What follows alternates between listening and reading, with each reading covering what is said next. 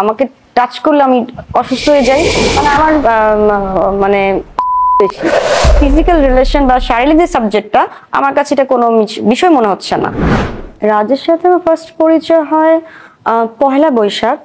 ওই সময় আমি একটা ক্লাবে যাই, মানে বার ড্রিঙ্কস করার জন্য। ওইখান থেকে রাজের সাথে আমার ফার্স্ট পরিচয়। আমাদের মজার বিষয় হচ্ছে যে আমি বা রাজ আমরা কখনো কাউকে বলিনি ভালোবাসি, বাট রাজ আমার সাথে সকালের নাস্তা থেকে নিয়ে রাতের ডিনার আমার সাথে করতো এবং সেটা রেগুলার। এবং একটা সময় আমরা দুজনই বুঝতে পেরেছি যে ভালোবাসি। রাজ আমাকে বলতো যে ও নাকি মানে অনলাইনে কিছু কাপড় সেল করতো, মানে অনলাইনে বিজনেস করতো, ওটা এখন আপাতত করছে না। এটা আমাকে বলেছে, এটা সত্যি মিথ্যা আমি জানি না, তবে রাজ আমাকে এটাই বলেছিল। মাত্র 2 দিন হয়েছে আমাদের পরিচয়। আমার কাছে মনে হয় একটু সময় নেওয়া দরকার। রাজ আমার কথা শুনে না, ও মাঝে মাঝে ঝগড়া করতো এই বিষয় নিয়ে। তখন আমার ভেতরে একটা ভয় কাজ করেছে যে যদি রাজ আমার সাথে কথা না বলে, রাজ যদি আমার লাইফ থেকে হারিয়ে যায়। আমি এর জন্য রাজের কথা শুনেছি। একটা সময় আমি ঝগড়া করে পরে আমি ওর সাথে ফিজিক্যাল রিলেশনে চলে যাই এবং এটা হচ্ছে ওর বাসায়।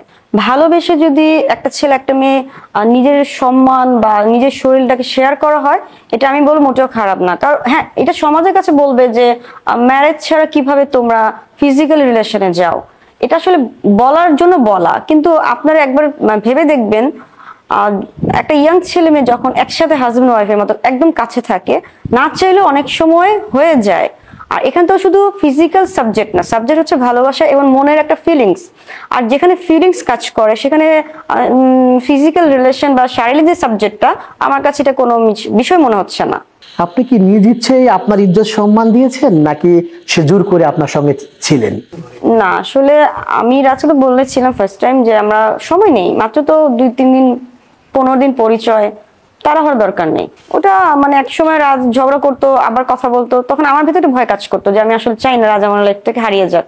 আমি এই জন্য রাজের কথা শুনেছি এবং হয়ে গেছে। তাহলে কি এটা ওখান থেকে শারীরিক সম্পর্ক ইচ্ছে করলে নাও করতে পারতেন? তো একটু প্রবলেম আছে, মানে আমাকে টাচ করলে আমি অসুস্থ হয়ে যাই এবং রাত যেভাবে আমার কাছে থাকতো আমি আসলে না বলতে পারি না। অসুস্থ মানে একটু খোলাখুলি বলবেন? মানে আমার মানে বেশি। আপনারা যখন প্রথম শারীরিক সম্পর্ক করেন তখন লাইট কি অন ছিল না অফ ছিল? লাইট অফ ছিল। কিন্তু বুঝতে পারেন না সেই আসলে হিন্দু না মুসলিম? তখন বুঝলে কি হয়, তখন তো আমি অলরেডি নুড হয়ে গেছি। তখন রাজের মা কোথায় ছিলেন? রাজের আম্মু যখন ফার্স্ট রাজকে এবং আমাকে একসাথে দেখে বাসায়, রাজের বাসায়, ওই দিন মানে রাত কয়টা, 12:30 1টা বাজবে। তো মানে এমন চিৎকার দিয়ে কথা বলছে, মনে হয় ওদের কথার শব্দ রাস্তায় শোনা যাচ্ছে এবং অনেক ঝগড়া করেছে। আমি কোনো কথা বলিনি, যেখানে রাজ কথা বলে সেখানে আমি কি কথা বলবো। তো রাজ অনেক কিছু বলেছে, আমিও শুনলাম, আমি কোনো কথা বলিনি। রাজ আমাকে নিয়ে বাসা থেকে বেরিয়ে গেল।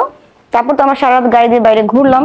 এরপর তো রাজ আমাকে নিয়ে বিভিন্ন ঢাকা শহরে হোটেল যে ছিল ওইসব জায়গায় আমাকে নিয়ে থেকেছে। ওই সময় রাজের আম্মু যদি রাজকে বলতো যে ওনাকে, রাজ তো রাজের মা তো মানে চাইনি কখনো রাজ আমার কাছে থাকবে, কিন্তু রাজ তো শুনবেন না তার মার কথা। কিন্তু এই যে এবার যে আটকালো, আমার কাছে মনে হয় এবার মানে যে বলো না খাঁচায় যেরকম পাখি বন্দি করে ওরকম ভাবে বন্ধু করা হয়েছে।